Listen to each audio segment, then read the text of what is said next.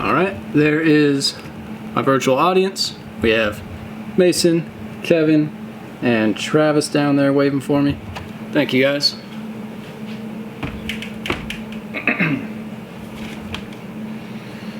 Alright. So, I don't know about you guys, but I don't have any friends that are, high-end tradesmen or anything that can help me out with little tiny jobs. You know, if I was in a situation where my lights weren't working, I'd have to call a professional.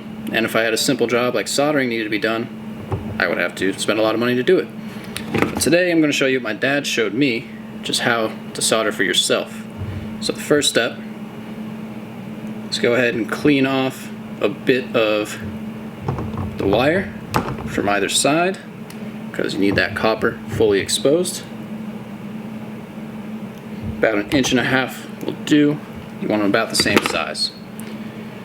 So I've got my 2 wires exposed. I am putting a little bit of shrink wrap on one of the edges. You need to do that before you start the next step, which is then to wrap the wires around each other, as if you were twisting a bread tie around itself to close it off. You twist these copper cables around each other.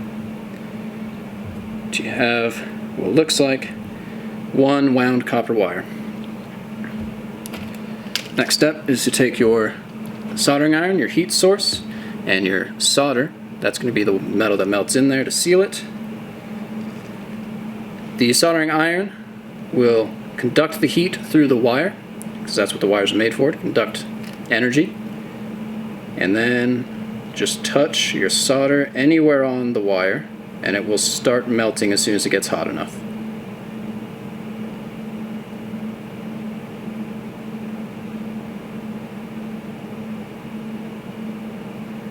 Taking a minute.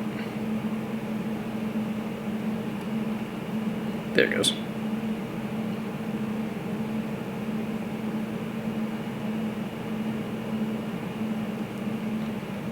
Once it gets started, it will go pretty quickly.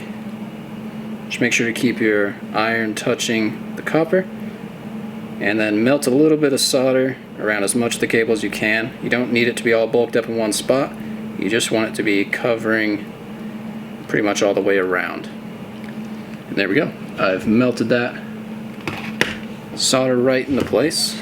Pinch down a little bit of rogue wire that's sticking out with my pliers.